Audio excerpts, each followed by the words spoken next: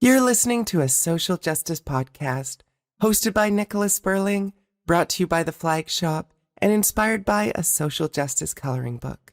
Hello and welcome back to a social justice podcast. My name is Nicola Spurling. I'm your host today, and I'm joined by Amita Kuttner, the interim leader of the Green Party of Canada, for a conversation on food insecurity. First, thank you so much for having me. I'm thrilled, especially talking about food. I love food. But yeah, I guess my background, I've done a number of things at this point, but I started with getting my PhD in astrophysics, and I studied black holes. I then ran for Parliament in 2019. I did a bunch of kind of diversity work in the sciences before that as well. I founded a nonprofit that works on policy that is not generally talked about elsewhere, so decolonized immigration and actually like creating tools for people for community empowerment. Then I ran for leadership of the party in 2020 and didn't win, but now I'm serving as interim leader. Wow, what an incredibly varied background you have. I feel like we could bring you back for all sorts of different topics on this podcast. I left out some of the interesting pieces too, so. Okay, well, maybe we'll get to some of those throughout this. I think just to set the stage for the audience, we should answer the question of what food insecurity is. So do you want to talk about what food insecurity means to you? Yeah, I think at this point it means multiple things. I think that if I were to have been talking about food insecurity even maybe 3 years ago, it wouldn't be quite what it is now. So I would say before talking about food insecurity, I would have just started with saying, do people have consistent access to food? Is it easy? Is it affordable? Etc. And I think there's kind of a couple things that are shifting in that. One is the pandemic and supply chains. And so we're dealing with the availability and security to access for food at a much larger scale. And also now with inflation and rising costs, which is not all inflation, but people just taking our money, we're also having more issues with food insecurity, which is like, I think the statistics around 50 to 60% of people in this country now are struggling to feed themselves, That's a huge number. It's a huge number. Mm-hmm. And so anybody who is struggling to feed themselves at all, I would count that as food insecurity. I think we've also got the climate aspect of it, which means that as crops start to have problems, or we have also escalating conflict and war, causing food supply chains to be difficult as well, that also adds to food insecurity.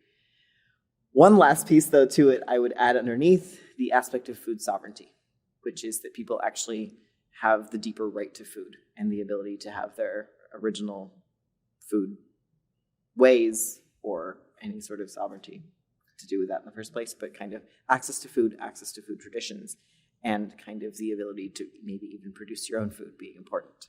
Right. And I guess that food sovereignty really gets highlighted when you talk about Indigenous groups having access to food that maybe the rest of the population doesn't have because it's part of their tradition. And you have to be able to balance that sort of sustainability while respecting traditions and figure out how to make that work on a global scale as well as within Canada.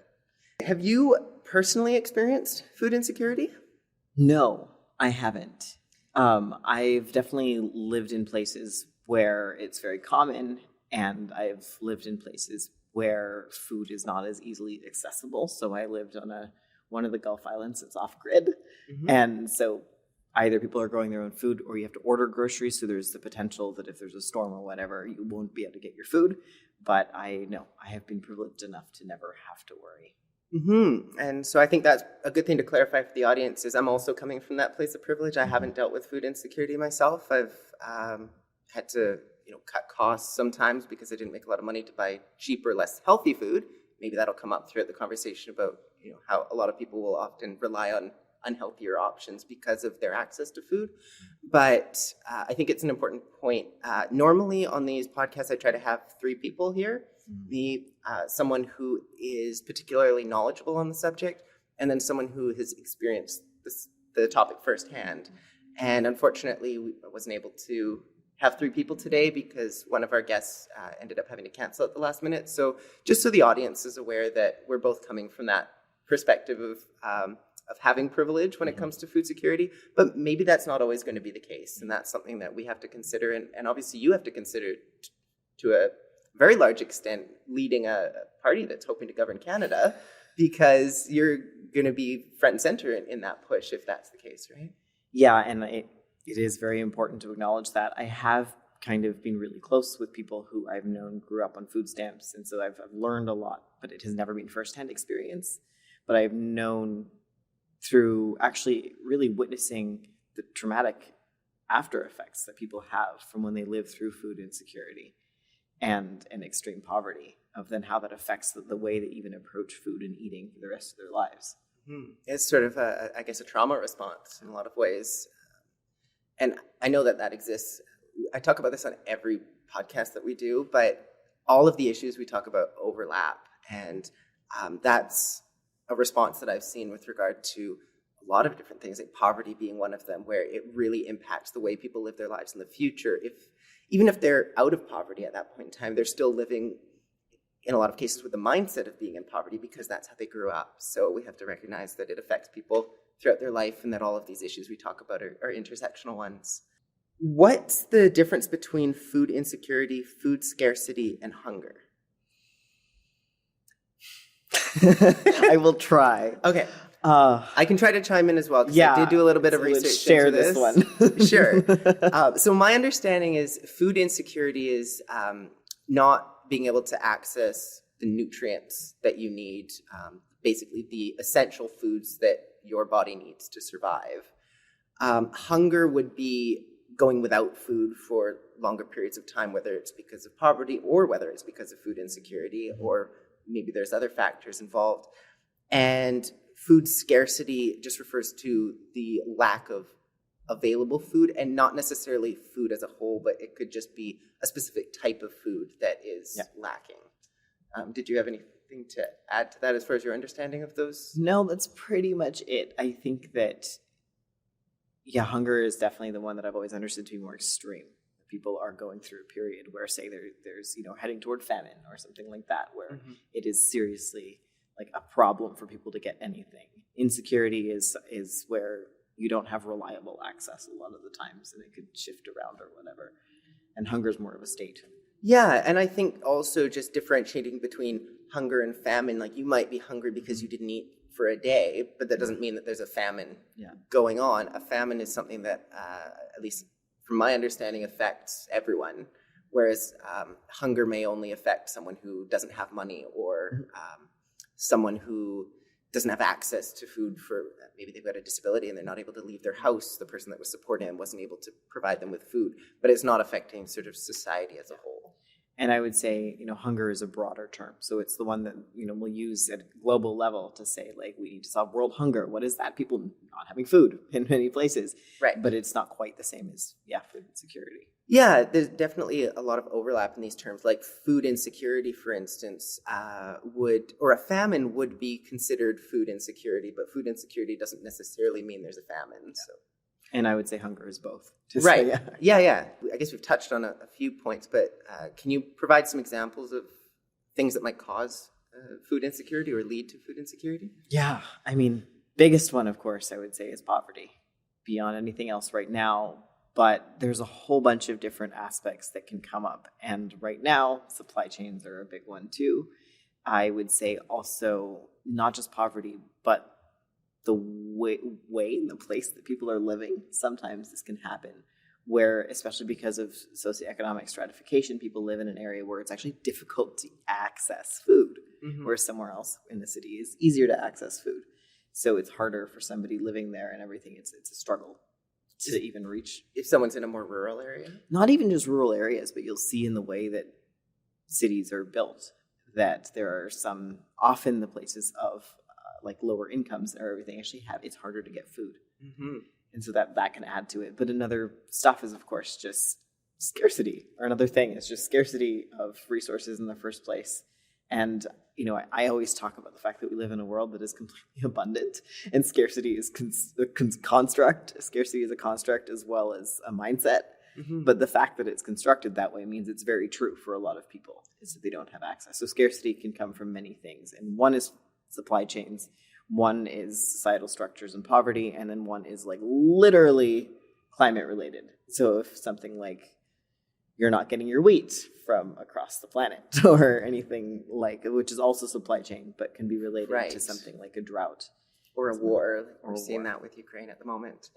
I was really hoping that we would have this third guest specifically for this conversation, because the person I was thinking of was involved in a no barrier food bank. And the reason that that no barrier food bank needed to exist is that when you talk about those sort of socioeconomic barriers to accessing food, it was a big problem for homeless people and trans people, because a lot of food banks will require that you have proof of residence or proof of identification. And if you're, say, a low-income trans person, you may not have been able to change your ID. If you're a homeless person, maybe you don't even have an ID because you can't afford to get one. And you're then in the most marginalized community when it comes to accessing food, and yet you can't access food because you don't have those things. So this food bank, that's a no barrier access one, Sage Community Food Bank, actually, I'll mention them because we're doing some fundraisers for them with the flag shop, and they exist specifically because of those barriers to accessing food. So I was hoping for that perspective, and we don't have that, unfortunately, but thank you for bringing that up. I'll add to it too, actually, about barriers, in that we think about intersectionality. So of course, for poverty, there's whatever form of marginalization you experience, everything is always going to be compounded. But a huge one is also disability. But it just makes me think too, when we talk about food, all food access is not the same. So if you are experiencing homelessness, for instance, you can't eat the same things as somebody who has a kitchen. Right. And if you, say, have mobility issues, you can't cook the same way as somebody that has a kitchen and is able, whatever abilities that somebody has. And the same goes for a lot of different things. If you can access different spaces, that also just affects what you can get in terms of food. And that's actually a really good point to make, because you often hear about homeless people struggling to find jobs because there's a cost associated with finding the work. You've got to travel there. You have to find clothes that look nice, find yourself a shower in some way. And the ability to do that is limited, and the ways of doing it tend to be more expensive. So if you can't cook a meal, for instance, you're now having to buy pre-prepared food, which tends to be more expensive, which makes it even harder then to save up money to buy more food that you might need, or housing, or whatever else it is that you need money for. And it's often less healthy. Absolutely. So adding, like, you're always, all the issues compound themselves. But that actually reminds me of one of the things that I think about pretty often, which is, maybe it's because of the astrophysics background, but I think about, like, the way society is constructed, and I'm like, this is wrong. There's something fundamentally off about everything. And part of it is because everything is literally constructed to keep us out. There is no common space. So I always think, like, an ideal society, not even ideal, a better society would have access to food, like, everywhere. We would be growing food that people could just have. But I think about this, like, why can we not cook? Why can people not have access to shelter just naturally in some way? And why can they not cook? It's like, these are not things that are difficult in terms of human existence. Is having shelter, having the ability to, like, make a fire and put a pot of food on it. It's something that even, like, not too long ago, people could just do. And it's not like these things are really taken away, and we might think of it because of the way we were taught to think that, oh, well, that's, more primitive or whatever, or you'd have to be nomadic, or your society would be less. But to me, like, our society hasn't developed in a positive way if people can't actually kind of freely, without infringing on anyone else, have their basic needs met. Yeah, and I would say that it has been taken away in some ways. Not necessarily that, the ability to go out and start a fire and cook over it doesn't exist, but try lighting a fire in a park in Vancouver. It's not going to last very long, right? And, you think, okay, well, barbecues or whatever, but, I just end up thinking about that. And I in no way ascribe to the idea, because I think it's super colonial, that everyone should be able to just walk off into the woods and, like, stake out a spot and build themselves a cabin and live there. But I do kind of think of, like, the promise of what life is, and how much it is amazing to live here and amazing to eat food, really. Yeah. And that something like growing your own food or foraging is so difficult.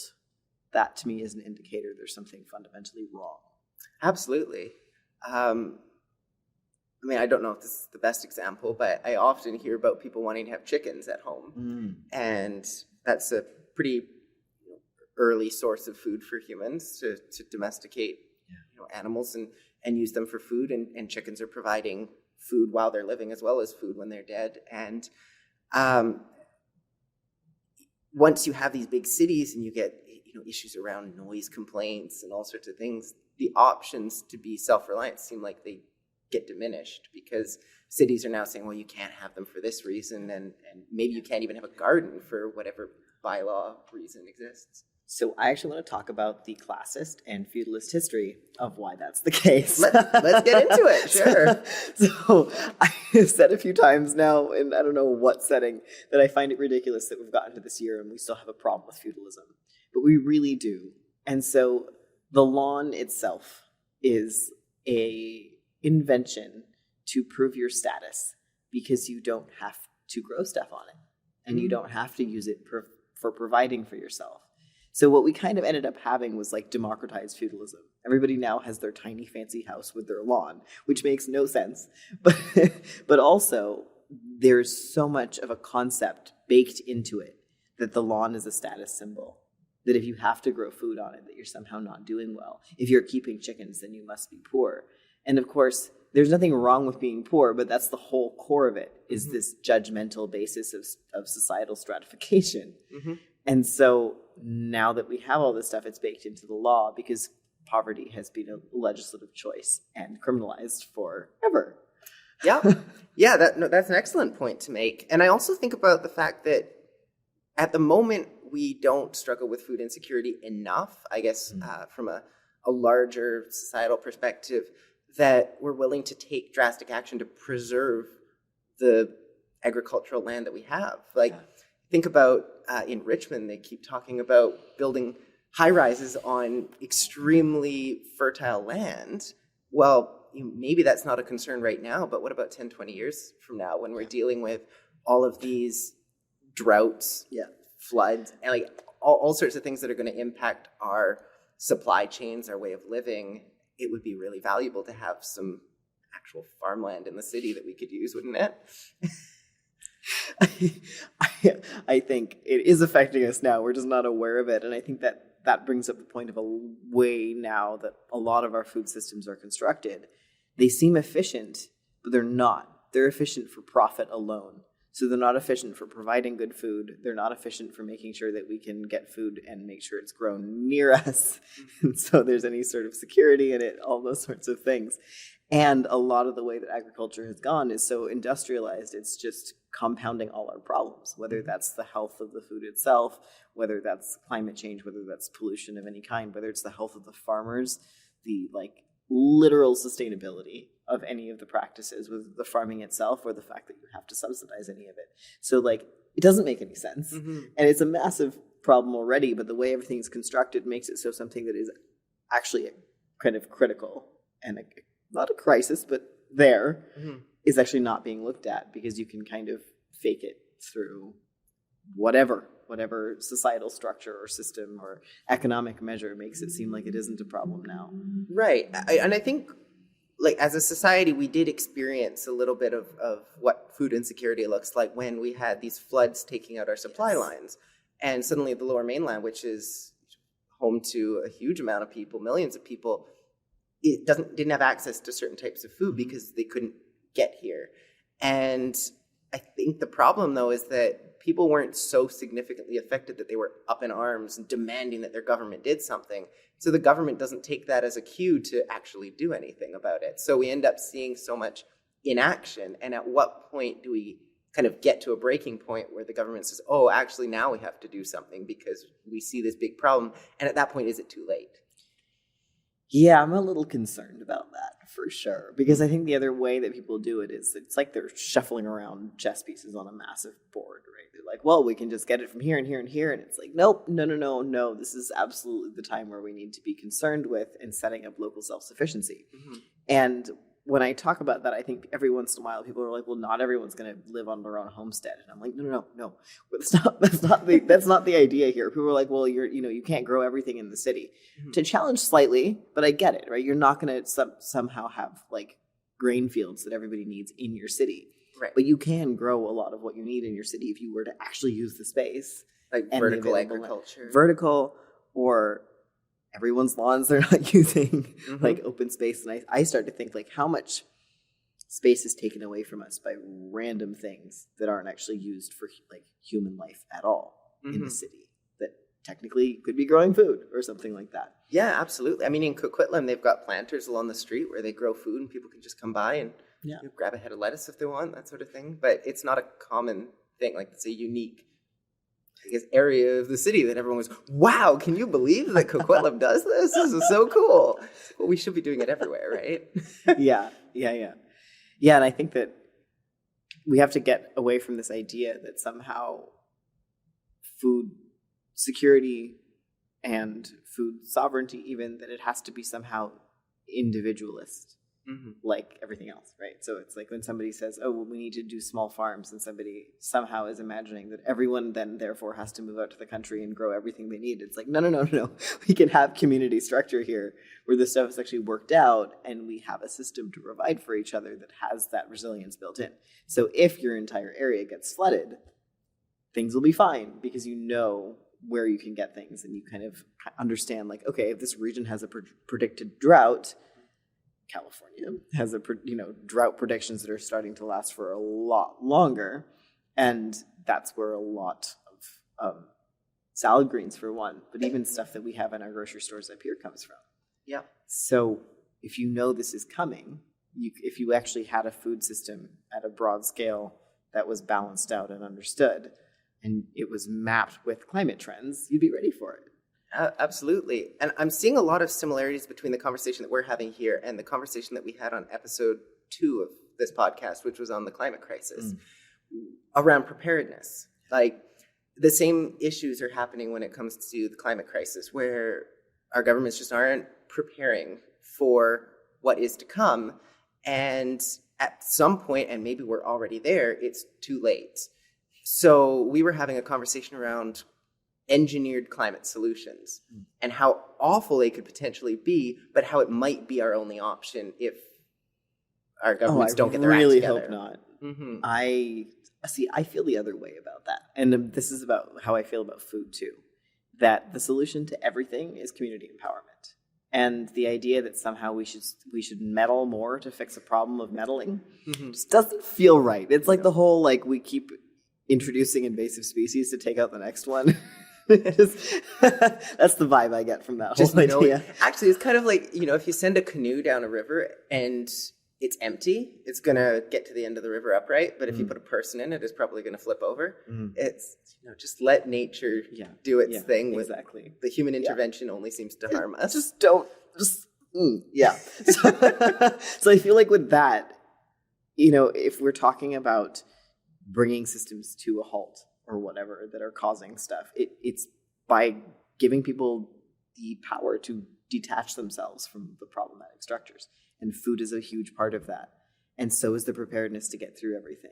So I think that, like, I'm really reticent to ever think that it's a good idea to mess with the whole climate, but you can do it at a smaller scale, which goes the other way, which is the preparedness side of things. How do you get an area ready to withstand high heat and temperatures? Like, how do you make sure you're ready to stop a fire from reaching people, that sort of thing. So it's like, okay, you're not messing with the weather, but you are creating a system to protect yourselves. And that could be for food too. Okay, you're going to have flooding, you're going to have temperatures that stuff isn't going to live through in terms of crops, but you could do work to make sure you have systems to protect that, which could help offset. And kind of looking to the climates, I guess, that are experiencing the climate you will likely experience in the future, and go, okay, well, what are they doing there? And that will help us inform what we do here. That took us on a little bit of a tangent, but I think that's great. We can take a tangent on any of these questions. I mean, we were going to land in climate somehow. I've got the question still coming up even. We'll see if it still works. So just kind of continuing on with the conversation that we were having around people that are affected by food insecurity, I think maybe we want to delve a little bit deeper into who those people might be, they tend to be the most vulnerable people in our population, from what I understand, right?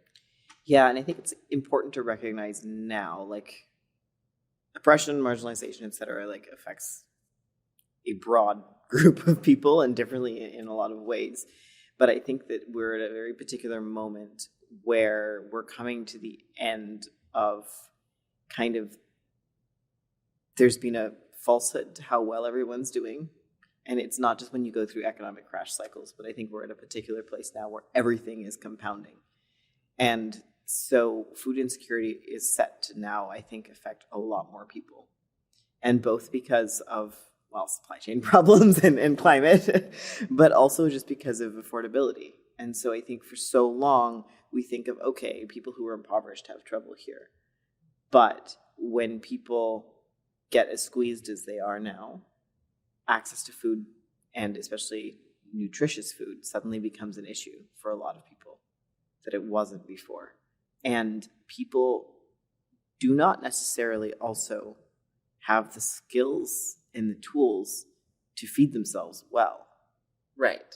Which then compounds. When you suddenly have, like, everyone has less time, everyone has less money, people are going to be eating less healthy, but also sometimes, like, it's just all over the place in terms of what's affordable. Mm-hmm. And then whether people have the ability to make sure they're having proper nutrition or even kind of had that training in the first place. Right. And I was watching a video recently on how it is that the land that we have on Earth is able to support the human population. And it comes down to nitrogen and the ability to fertilize the land. So prior to the invention of fertilizers, the planet would not have supported the population that's currently on the planet, right? I mean, maybe not. I don't know. This is what the video portrayed. Yeah. But, and feel free to chime in on that as well. But I'm kind of wondering, is population an issue in this as well? So that's a tricky one, because a lot of the history of talking about population makes a bunch of core assumptions of how people are going to live. And I don't think that it actually would not sustain the number of people. We just have to be done differently? It has to be done differently. So right now, we also massively overproduce food. Mm-hmm. So the amount of, I don't know the numbers, but we produce way more food than we actually eat. Absolutely. And it goes to waste. And a lot of it's produced in kind of destructive ways. But, like, there's a cost also associated with the way that we fertilize. There's a lot of loss in industrial farming. Like, and it's not, like, again, I don't think you're going straight back to, like, tiny farms here and everybody working on tiny farms. Like, there's a middle ground to what is actually going to be sustainable. Mm. But there's a lot of land that we don't currently use for farming that we could, speaking of agricultural land being taken away. Yeah. But I think there's also a lot of kind of methods of food production and, speaking of food sovereignty, ways of being and ways of living in terms of food that work in a lot of places in the planet that don't involve the type of agriculture that we associate with the food we eat. Right. So population itself is not an issue. Consumption is an issue. Right. So eugenics isn't the answer. No. And you know what is so interesting is every time anyone ever talks about population, and it always goes to, well, we need less people. I'm like, no, you don't need less people. You need less consumption. Mm-hmm. And I'll pause for a moment to talk about the ecological footprint, because it works the same for food. And if you're looking at the consumptive trends of people, like the people that are the most impoverished in the world do not have a problem with this. They do not overconsume at all. And even here, if you were to look at people's individual footprint, it's like averaged over people, which means you're dealing with the richest people and their consumptive habits being given to all of us somehow. But if you actually just look at an average person in Canadian society, we're barely overconsuming. Right. So if you were to be taking off, like, and this is of course for like carbon footprint or whatever, but the same happens for everything else. So if we shift, we can step back for a second. If everybody in the world is going to be eating like feedlot cattle, and the way that everything is currently produced, like in terms of grain and soy and all these other things, no, it's not going to work. Right. It does not work. But if we were to eat crickets and ugly apples, maybe it would work. Yes. But I think it's crickets, ugly apples. It's like you just transforming your meat consumption to not, I don't eat meat, so I don't know, but like you're consuming less of it. It's better quality. It's like in ways that is done that's supporting the land instead of taking only from it. Mm-hmm. And so there is probably a balance there. There is, I'm sure, a limit for how many people can be, but right now we have no idea what that looks like. Right, and we have so many ways that we can make our food production more efficient as well. Yeah. And you're looking at massive swaths of the globe that are not over-consuming. Right. And they're managing to feed themselves off the land that is there. Mm-hmm. And so I think for any of those arguments, we have to break down the underlying assumptions. And the thing is, the consumption cycle has to be broken. Right. And that whole idea of the way, and for us to actually understand where our food comes from, and with that, for food insecurity, making sure that everyone has access to food should be like primary. This seems like a really good chance to learn from the indigenous populations here about how they lived off of the land before the reliance on a global economy. And I think about, like, my dad's a Latin American historian, so I hear about the corn and potatoes and how food was created in South America. They were living in civilizations that were functioning quite well long before any settlers came onto that land, and doing so in a sustainable way. So it seems like we should be able to adopt those kinds of practices and all live a little bit more sustainably. Yeah, exactly. And I think about a city, and people think you just can't grow in the city. It's not going to work. I'm like, if you take away the cars, you can't. Like, I just have this very silly idea that somehow when stuff is breaking down and no one's paying attention to it anymore, that we've all just been composting. I don't have a single family home either, but everyone who does is just composting in their backyard, and we just wheel it out, take over the streets again. Mm-hmm. And there is just so much room. And I think that no, you're going to need kind of medium and even large scale farming that isn't particularly industrial to cover a lot of the needs, especially because everyone's in such urban areas. But there is so much more we can eat. And I think that since I have farmed a little, you can tell how little space it actually takes to provide pretty much everything you need for a household. It's not that much. Mm-hmm. And it's actually kind of ridiculous how much you can produce on a small piece of land. So that's when I think of all the front lawns that people have, mm-hmm. and how much you can actually do if you were to be using that space for the things. And yeah, adding to that, what is actually sustainable for other things that we could be eating? Because we're not all going to be suddenly foraging. That would not be good. And yes, we have high rises, but I also think about that. Like, you can grow potatoes in a stack of tires, mm-hmm. pretty much anywhere. Like a balcony.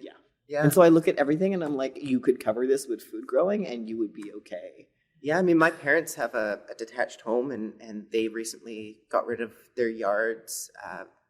They got rid of their front yard. They're getting rid of the backyard, turning it all into gardens. And it's incredible the amount of produce that they're able to create. Mm-hmm. Like, they can't eat it all themselves. They're having to give it away or find ways of storing it throughout the year. And it really doesn't take that much space. Yeah, and I think mainly for the consumption piece, I would look at the amount of farmland that's being used for growing things that are not food. Like biodiesels?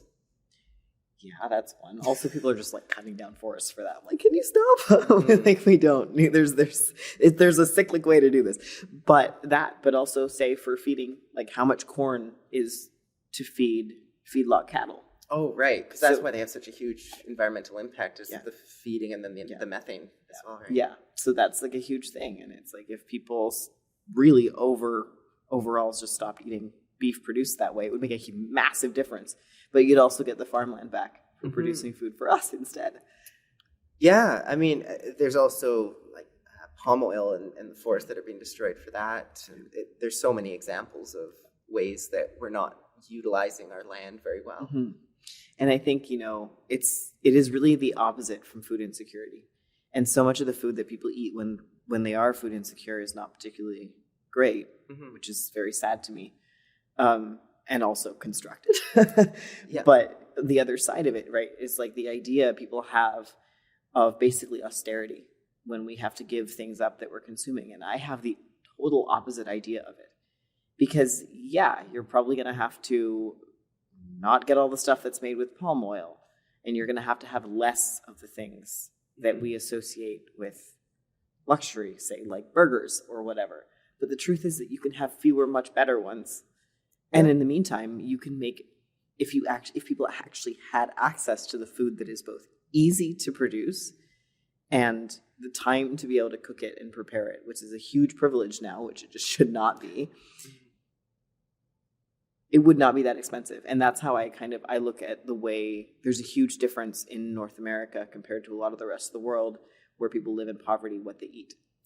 Yeah, I mean, it's also incredible in a capitalist system, the ways that we can accommodate for regulations. Like, for instance, if palm oil were to be banned, I have no doubt that corporations are going to find a different oil that they can use that works, right? So you can address those kinds of things, and I don't think that the consumer is going to suffer all that much for it, if at all. And I don't feel like a lot of it's suffering. Mm-hmm. Right. Like it does take a shift in mindset. Maybe people get annoyed that they can't get the exact thing that they're wanting on a particular day. But on the whole, I think now that we've entered into the opposite sort of territory, when you have 50 to 60% of the population having trouble finding food, mm-hmm. you're out of the space of people going, oh no, I didn't get the exact thing I wanted. Yeah. And I think you're going to suffer a lot more from having a minimum wage that's lower than a living wage than you are from having a slight reduction in the types of foods that you have access to, because not having that money is going to lead you to buying horrible foods anyway. Yeah, and I think a lot of the food that we get is not all that good. Mm-hmm. And even when it's super expensive, it's not good anymore.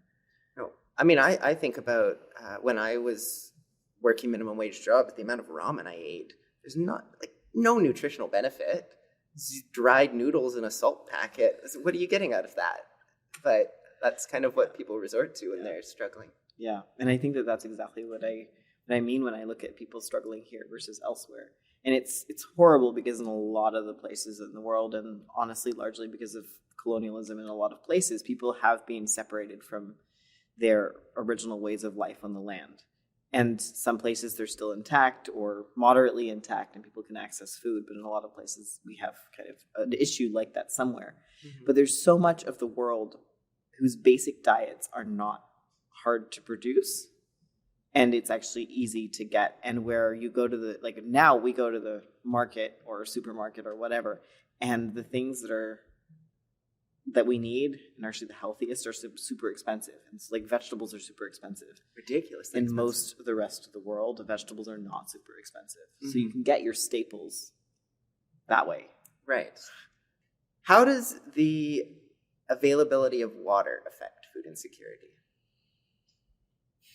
It's kind of a big huge question. Deal. No, availability of water is a huge deal. And I think water is one of the things that I wish people actually talked and thought about more. And I've been thinking a lot about what kind of, especially through the pandemic, there's been a refocus on what we actually need to live, which mm-hmm. I'm kind of glad for, right?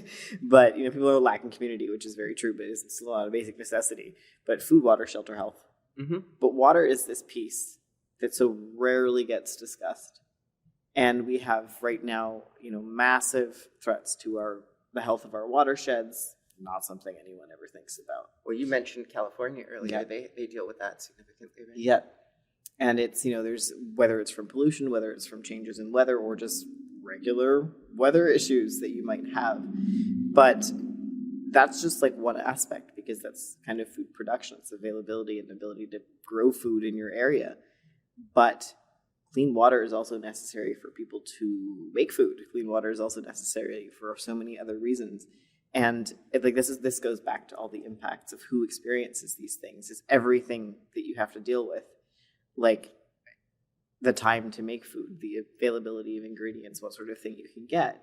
But there's pretty much nothing you can do without clean water. Yep. And access to water is one of those things, too, that you'd think, okay, should be good, right? No. How many oceans we have. Right. There should be water. I can get, and it's one of those things that you should. Mm-hmm. And people have always had different methods. Not everyone's water is clean, whether you're getting it from a river or somehow from a well. You might have to treat it, but there's usually a way to do that. So you can boil it, right? And now, of course, in this society, it's really unfortunate for anyone who has to boil their water, but it's also a commitment, right? You have to do this work.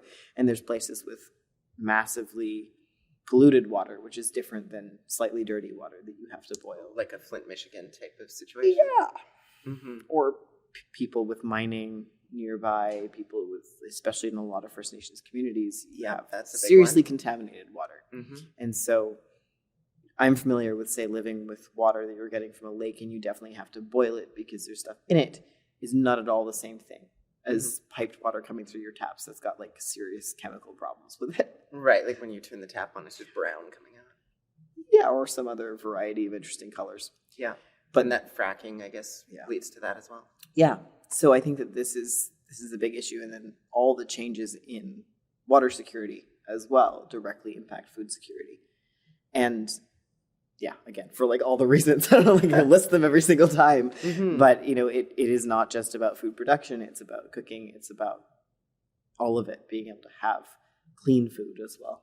Right, having those basic necessities that we all need to survive. Yeah.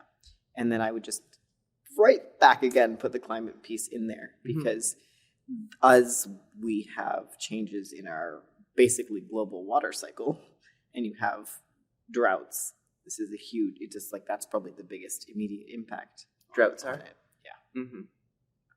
Yeah, because that'll lead to complete destruction of crops. Yeah. And, Just crop failure, and especially for people who herd loss, things like that. So earlier you mentioned that, was it 50 or 60% of people are struggling to find food? How are you seeing that shifting these days with the rise of inflation? It's largely because of the rise of inflation that we've gotten to those numbers. So I saw two different statistics, and the first one was 60. It was a few months ago, and it was 60% of people are struggling to make sure they get food on their table. And then it was 50% recently also. And I think that there is a wide variety of what that means. And I think that, you know, for some people, it means they're just seriously having to cut down. And then for other people, that means they don't have access to food at all. Right. And so that, I'm not sure where in that statistic you have what. And our systems of dealing with food insecurity, like food banks, are being stretched to the limit, I would think, with so many people needing access to food. And it doesn't seem like it's going to get better anytime soon, because we've got interest rates rising, the inflation's still going up. Yeah, and I think I would separate that into, you know, okay, it's overall cost, but there is like an added piece where food is definitely skyrocketing in cost, which is just ridiculous and needs to be solved at the base. People need to be provided food or enough money to buy themselves food. End of story. But as you're seeing everything else at the same time, so housing crisis, there was already a huge number of people who could not get easy access to food or consistently be eating because of how much they're spending on rent. Right. Which is also getting worse now. So here you have take a problem that's already causing food insecurity, and then you make it worse while also making food less accessible and more expensive. And it's just like, kind of stuck in a situation where you can't win. We're definitely at crisis level for this stuff, and that's what I think. Speaking of government not responding for flooding, or which is affecting food and climate in general, I'm feeling this right now. Right, like, okay, gas prices are going up, so we're going to give everybody a rebate for gas that has a car. And I think, okay, we are unfortunately relying on transportation to get around for everybody to be able to live their lives.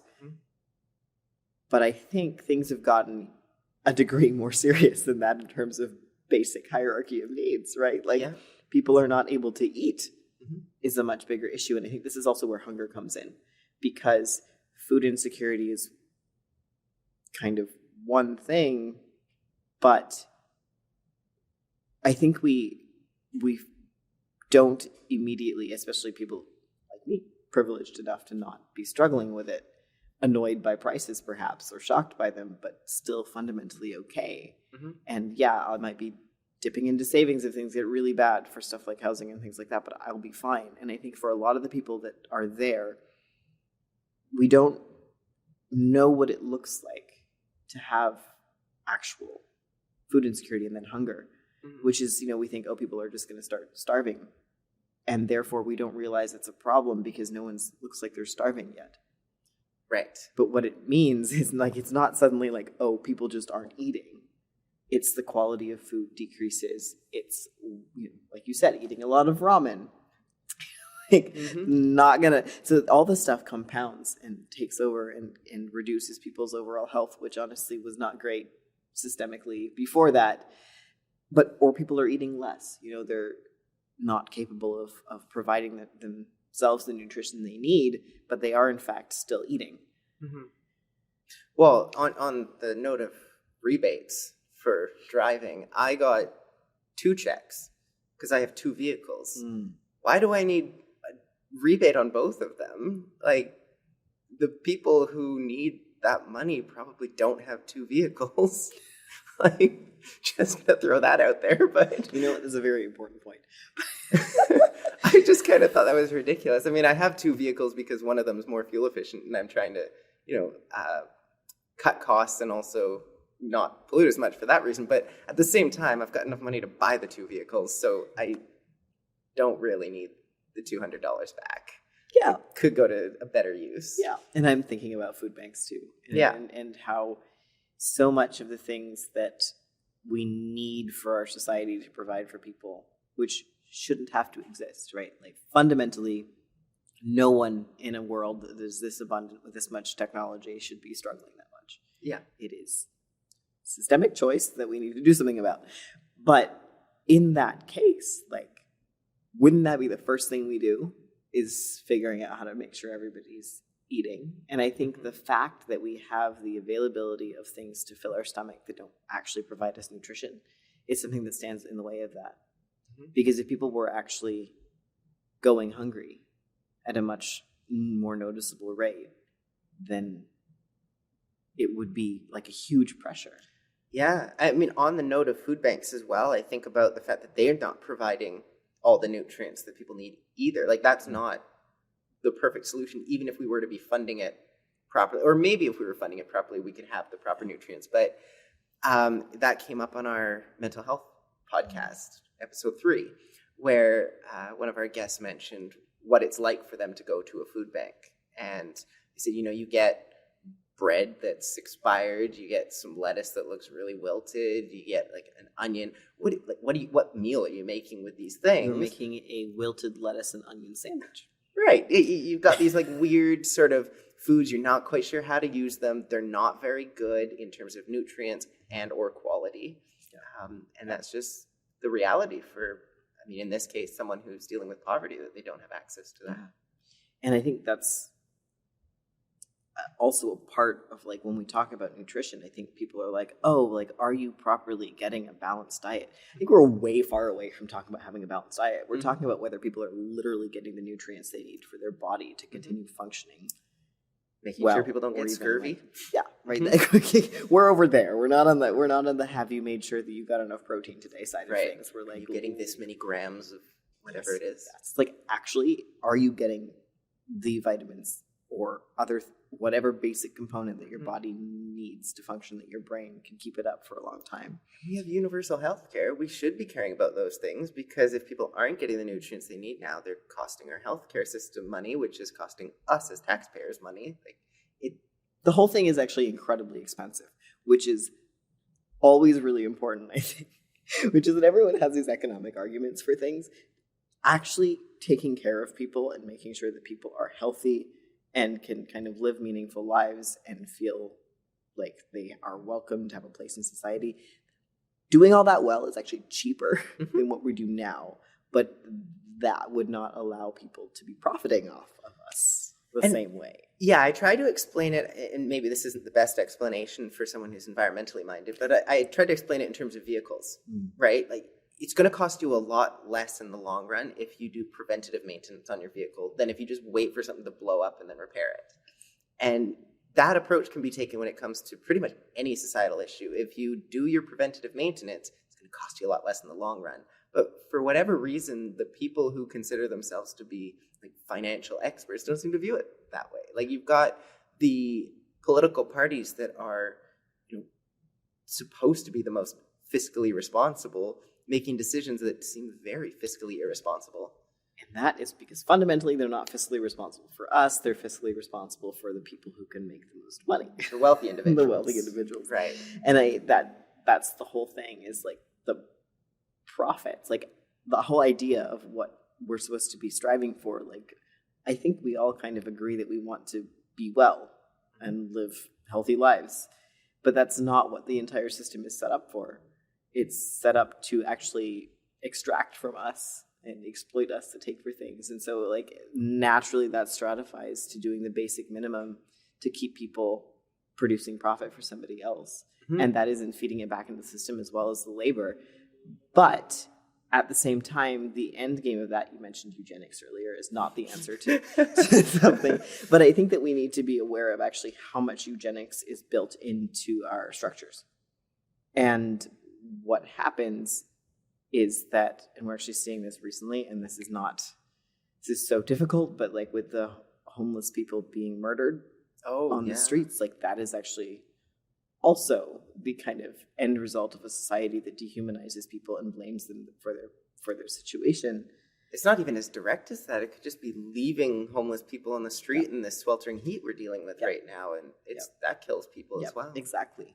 And I think at the core, when you're dealing with something like food insecurity, is people are still viewed as expendable. Mm-hmm. So societally, in the values that are currently underlying our society, not the ones we aspire to and we say that we have, but the ones that are actually underlying the construction, don't mind if people die. Don't mind if people starve. Because you're replaceable for what you're doing, and until that reaches a certain point. But even when you're reaching a certain part, like large percent of the population that's struggling for something, it's not enough to threaten what it is that is being gotten out of you, I guess. Yeah, and I hope people are recognizing that that's how governments operate, that people are expendable to some degree, because we saw that during COVID, mm-hmm. right? There's a number that every government will have in their minds. If we have more than this many people dying, it's a problem. If we have less than this many people dying, it's okay. We don't really care. Yep. And for something like food, it takes a long time for people to die of it. But you have a lot of people who are decreasing their lifespan, they're decreasing their health, you're costing the system in different ways later, but all of that is, generating for something else. Mm-hmm. So it's okay to put people through that. But you're not looking at, and same, right, with the heat dome last year. It's a certain number of deaths. Oh, well, people should have prepared. So the blame goes straight back to the individual. Mm-hmm. And I think the same comes down to it for food, and this is why I want to be so careful when I'm saying, well, people should be eating better or whatever, or like people should be cooking for themselves.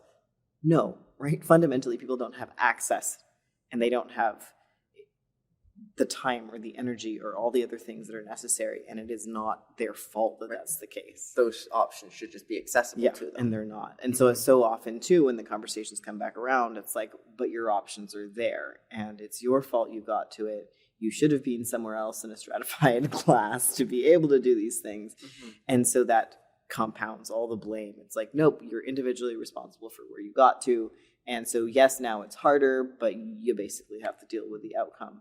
Instead of being like, no, this is all legislative and policy choices. And no matter how you're doing in these instances, if you're eating a certain way, there's no shame in it. That is just how you have to be. Speaking of mental health and going to food banks, we're taught so much that somehow it's our own fault that you're a failure if you get to a certain point, when none of it has ever been up to us. Right. We've got these systems that are designed to make some people fail. The Government of Canada outlines 4 categories of food security: food secure, marginal insecurity, moderate insecurity, and severe insecurity. Do you think that those categories are useful? And how does our relationship with food insecurity differ in Canada as opposed to other areas of the world? I would say that those categories are useful because there is such a broad difference. But at the same time, nobody dealing with food insecurity is paying attention to what level of food insecurity they have on the Government of Canada scale. I made it from moderate. I feel like there's a lot of policy people, somewhat like myself, that are like, okay, we need a way to categorize and understand what we're dealing with. But at the same time, we need to go deep into the way that you transform a system to fundamentally be resilient to the things that cause insecurity, but also to just make sure that everybody, I think that categorization sometimes like that, it's like, okay, well, they are different, solved by different, you see like as the numbers shift, like the extent of the problem you're dealing with. Mm-hmm. But to some extent, this also adds back to the conversation of some people can die. Mm-hmm. It categorizes who you can easily care for and who you can't, and what is urgent to address, what isn't, and kind of accepting what degree of suffering and death we're going to find okay. It's a sad place to be. Yeah. Anyway. But globally, yeah, I don't know. I don't know how everywhere else is, but I think that what it looks like here looks very different. Yeah, I keep coming back to other podcasts that we've done, but we talked about wealth inequity, and I did some calculations to figure out what the average, I guess, net worth of someone in the world would be, what the average salary of someone in the world would be if everything was distributed equally. Mm. And it was pretty eye-opening as far as how privileged we are here. Mm-hmm. And in some ways, we're not privileged. Like, our purchasing power is very low when you've got food being so expensive, housing being so expensive as compared to other places in the world.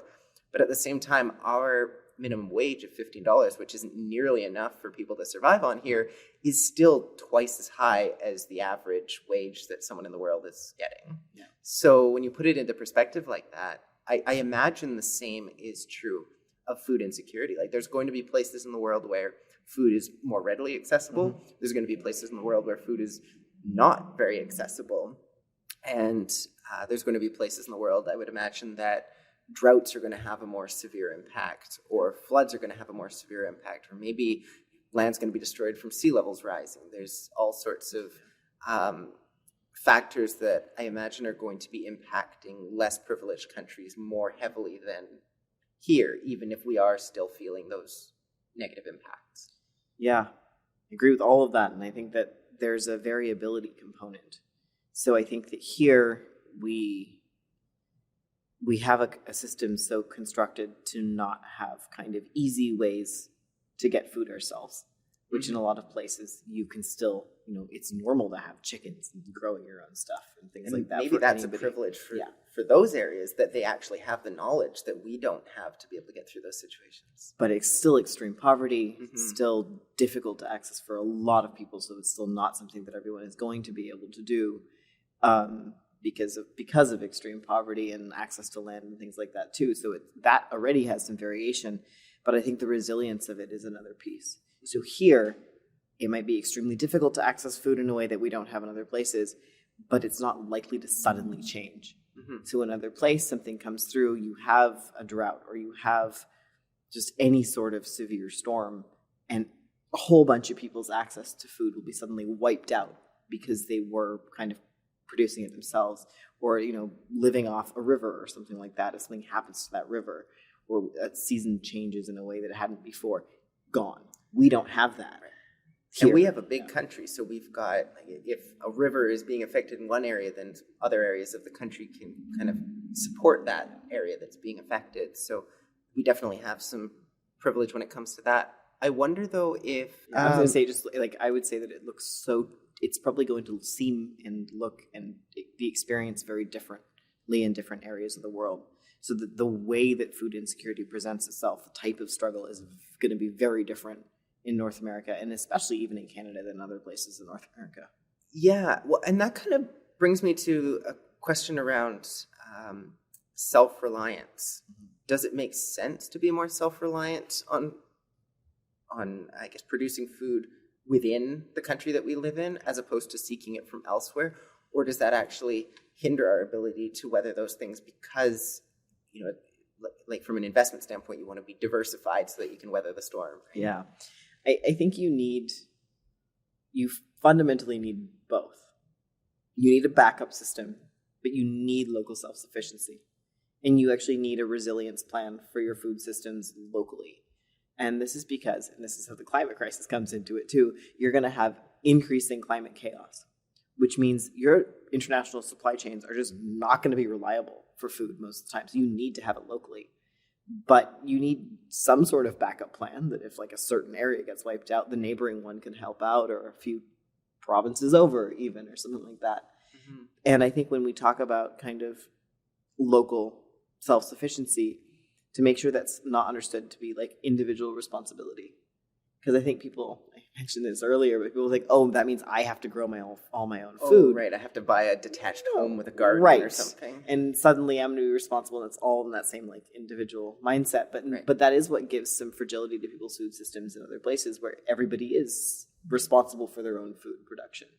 Because there's a breakdown of community or whatever in a lot of places, also largely due to colonialism, but that because of that, like something can really happen. So the interconnectedness of community, the making sure that we're actually providing for each other, and making sure that that extends to, if something happens to one community, there's another one to help. Yeah, so I guess that plays into the diversification of having those global supply chains, also having a strong local system for being able to provide food, so that you've got both avenues. If you're struggling at home, you can access food from a global scale. If you're struggling with the global access to food, you can access food at home. And I think a good example of that is, don't even know the proper name for it, but the Banana Republic, right? Like the fact that essentially bananas got wiped out because of a disease, because they weren't diversifying their food. They're like, we're going to stick with this one strain, and when some disease comes in and starts wiping them out, it's going to take everything out. So I don't actually know where I was going with this. Well, so I will add something to that. I will add something to bananas. I think, too, the whole idea of what you're producing where. So I don't know that you should always have like full international supply chains and then your local one, so much as like knowing there's a backup. Because otherwise you're going to be balancing the two. And if you truly have local self-sufficiency, no one's going to have a consistent market for something somewhere else. Mm-hmm. But if no one's going to be large-scale producing something to ship across. But at the same time, there's certain things you're just never going to be growing at home in the same amount that people want. Right. Work. And you can have greenhouses or whatever, but legitimately, are we going to start growing coffee and bananas here? Probably not to like a strong degree. People might have a lime tree or two in their greenhouses, but it's still not. And sure, climates are going to shift, and we're going to watch things grow in different places.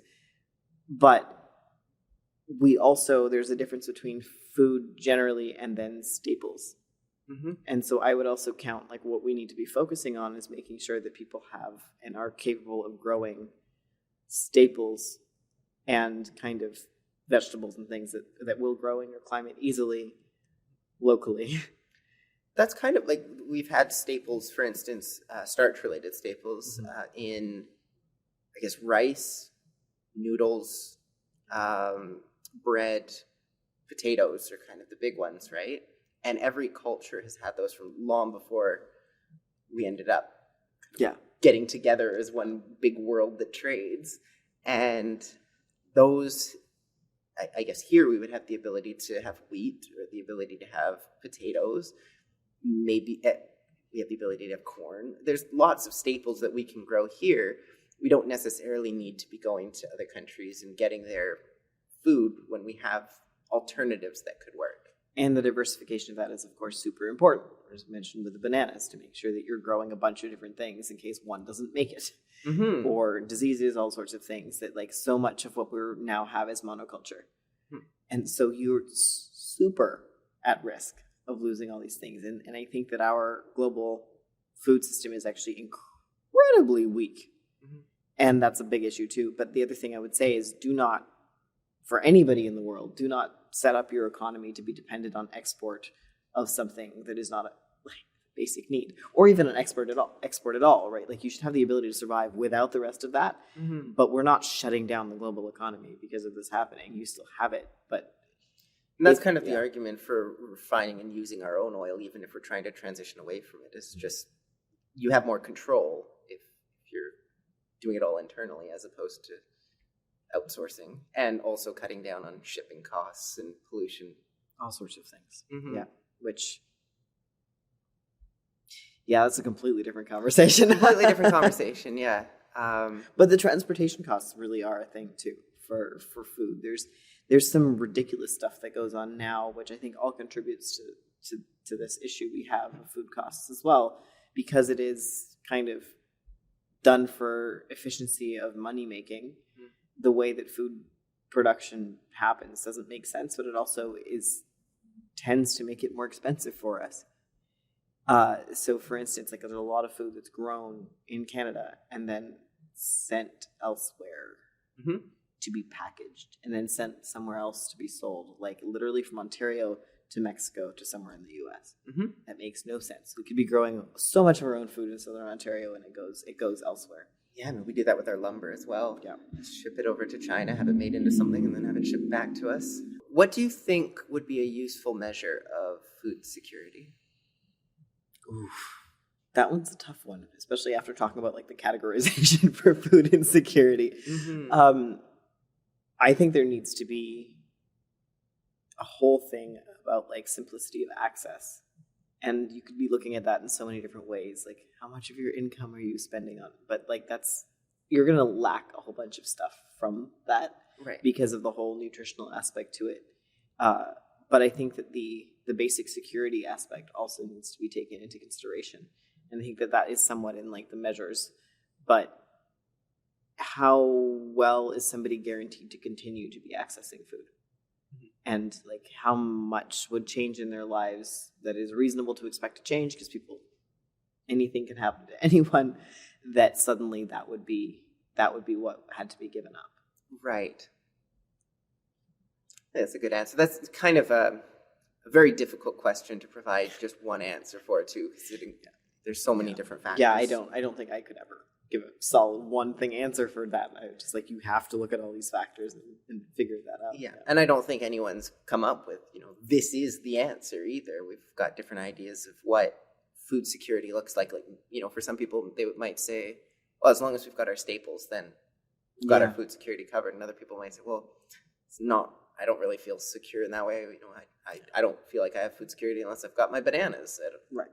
I'm just saying that the intermittence of access is a huge thing. So like people can be completely secure, but I think I mentioned this, like in terms of variability, it's like how easy is it for somebody to suddenly not be able to get food? Right. And so people might in that situation actually feel like they're completely food secure, but it's so not resilient or sustainable that they have no clue that would be the case. And I think so many people too are probably have some degree of food insecurity and they're just not aware of it because of just like the fact that they're downgrading to what they're eating, but they've always been downgraded in what they're eating. So there's no recognition that it's not actually good. Right. And food security might look different for different people depending on your dietary restrictions as well. I mean, if you were to say all we need are staples and our staple is wheat, well, that doesn't really work for a celiac. So what are you going to do? Exactly. Yeah. And I think that there's a lot of intersections with that too. And like allergies are a huge piece of it, but so is culture. So is like what people eat kind of or grow up to eat. In my mind, I heard culture. My mind went to bread culture. Oh, and like yogurt. Yeah. Yeah. I was like, I had to pull myself back again. And go, oh, wait a second. You're talking about like societal culture. Okay. Not a culture of yeast. Are there certain warning signs that we can look for as far as being able to determine if this is becoming even more of an issue? Like, it's really urgent. We need to act now. Obviously, we do need to act now. But like, what are some of the warning signs that people can be aware of to recognize when this is actually a threat for them? Oh, like individually. So let's say societally, we're way past that point. Yeah, no, I'm just trying to think of how do we get people to recognize that this is an issue? What are the warning signs that we can say, well, that's already happening. That's a sign of food insecurity. Or if this happens, that's going to be a sign of food insecurity. Yeah. So I think the markers are different depending on people's situations. One is certainly budgetary and how much of anyone's income is getting to go to whatever it is that they're spending money on.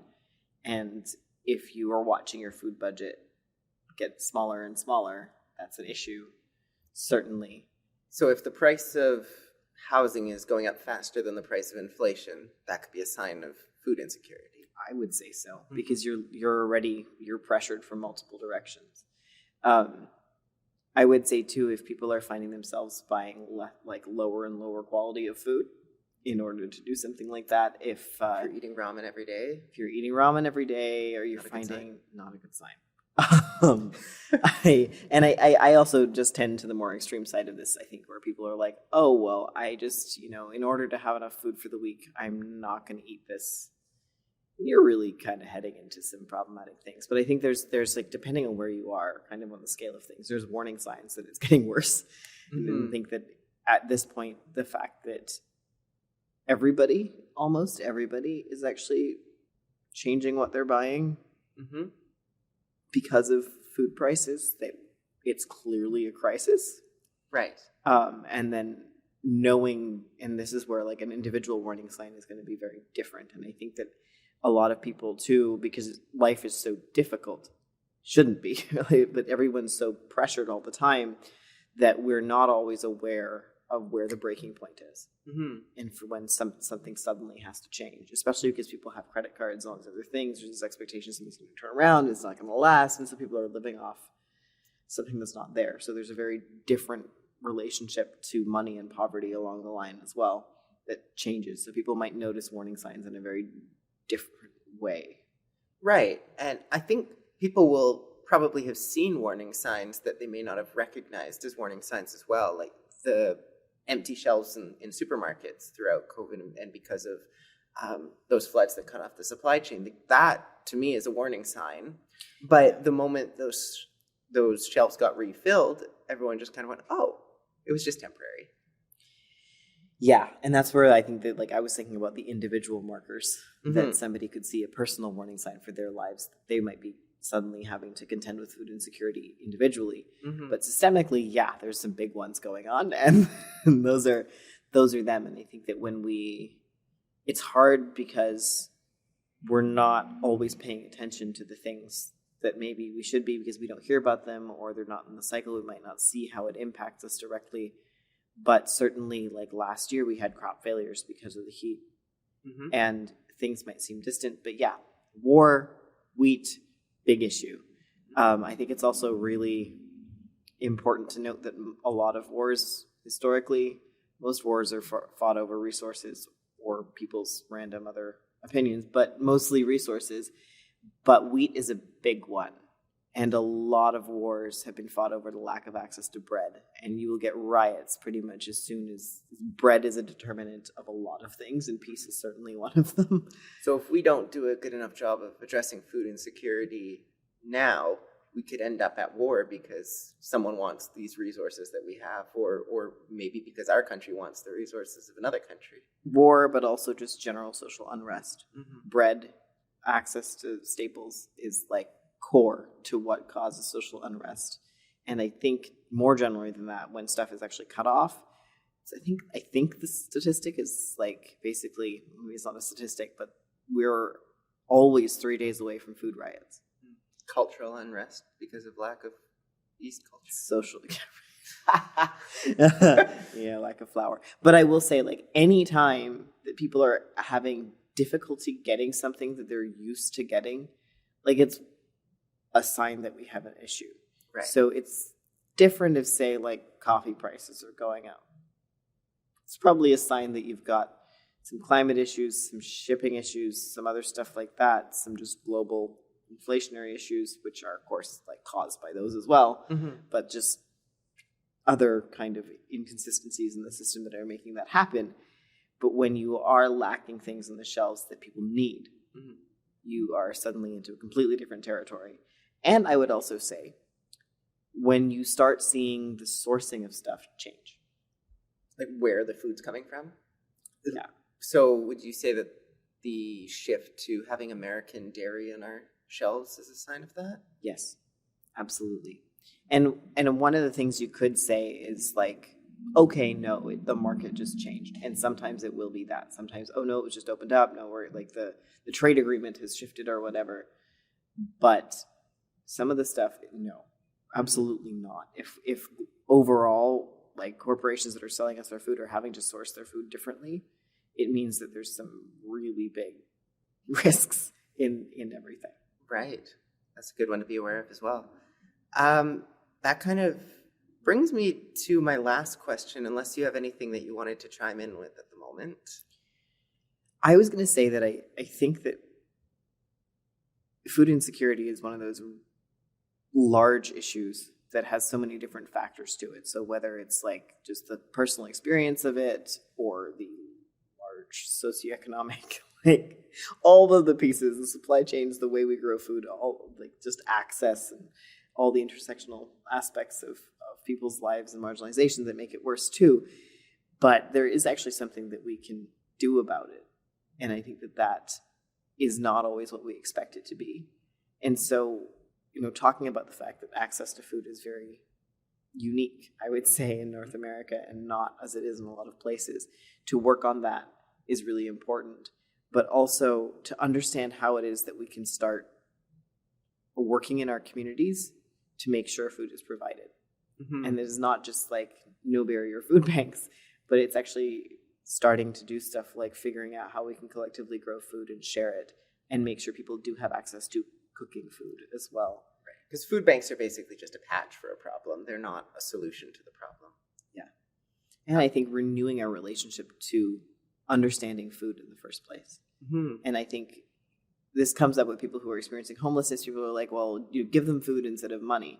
And I don't think that always makes sense because people might not want what it is that you're giving them and they can go buy what it is they actually need. Mm-hmm. But the idea that I think we do need the shift for is just general access to food and breaking down at a systemic and structural level by our individual mindset shift, the sort of thing of what belongs to people. So having and planting and figuring out how to have food orchards in a city, for instance, if people can actually just get apples, it changes things. Mm-hmm.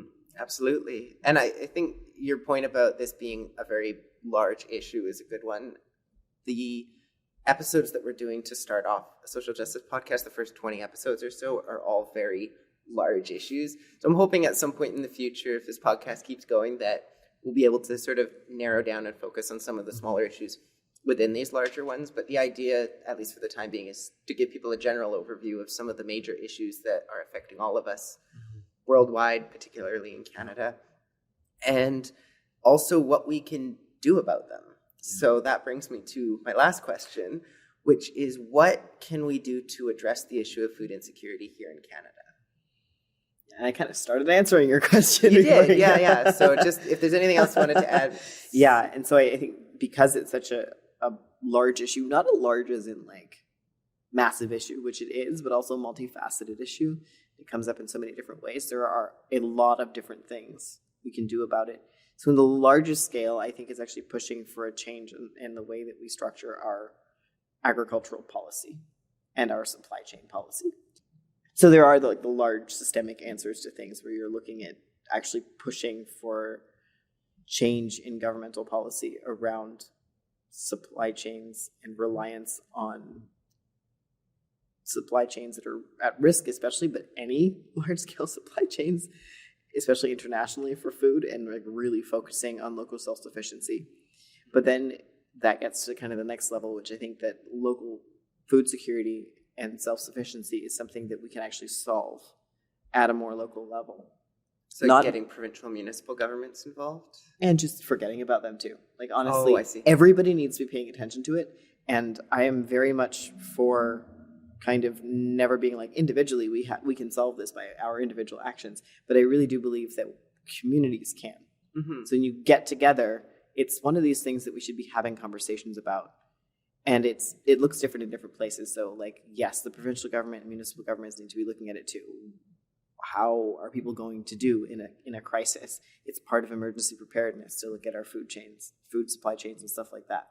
But actually locally, we need to be looking at this in terms of getting our neighborhoods together, getting our communities together and saying, okay, if we want to create as much food production locally as possible, and even understand if we together have some sort of backup plan, what does that look like? All right, what was I saying? So there are governmental solutions that we need to very much push for, and I think that not just the supply chains, but we need to be pushing governments to support people at a fundamental level. Make sure that they are being provided for, that it's being addressed in a systemic fashion, that we're trusting people enough to just provide them resources instead of saying, no, you have to make it in the system somehow. But also at that community level to kind of empower ourselves to do something about it as best we can at a reasonable scale. Because one thing is I don't trust governments to prepare properly. Our governmental systems are very reactive. And at this point, we need proactive stuff. Mm-hmm. And so we're not going to fully solve food sovereignty and food security issues by getting together and talking about setting up community gardens. Right. But at the same time, this is a time to start thinking outside the box at that local level and say, is there anybody interested in starting like a lawn sharing food production group or whatever? So that, and also skill building. Like, do people know how to grow their own food? Do people know how to continue to access food? Do we have even a way to set up structures that we can provide food for each other? So like that goes to the next level. So you're talking about food banks. Food banks are great, but they are necessarily not a systemic solution to something really big. But at the same time, food banks are so limited. And yet, I really strongly believe that solving everything is actually not super difficult or that far away. And I think a lot of it is because we've been trained to think that we can't do anything for anybody else. But if people who actually can, for instance, help each other, if we built the local networks to actually take care of one another, to understand who it is who's struggling at any given moment, we would be able to cover each other in times of crisis. And if people are really not eating, there's a lot of people who I'm sure could provide a bit. And right now the only way is putting that in the food bank bin. Right. But not everybody is going to acknowledge or know that they need help. And some of the stuff that can also be done at a local level is food waste. And of how much food is actually thrown out, both at grocery stores and other places, that I know of people who are setting up ways to deliver this to people who are hungry. And a lot of that is only functional with local networking and a little bit of technology, but mostly people caring to do the work. Yeah, and I think both you and I have seen the power of community advocacy. There's a lot of power in just getting a group of people together and doing something. So that sounds like a good sort of rallying cry for the end of the podcast. Let's group together and create some societal change to make sure that we have that food security. And that's the amazing thing I think about getting together is, on the one side, you're saying, I'll say, don't trust government to solve it all for you. But while you get together and manage to solve a local problem yourselves because they're not moving fast enough, you have a bunch of people who then can push for that change as well. Mm-hmm. So you're kind of managing to do it all at once. Right. Absolutely. With that, thank you so much for joining this podcast today. I thought it was a really interesting discussion. Thank you for taking the time. I know you're also super busy as the leader of a political party. And thank you all as the audience for joining us today for a social justice podcast. Again, I'm your host, Nicola Spurling. I've been joined by Amita Kuttner, and this podcast is sponsored by The Flag Shop and based off of a social justice coloring book.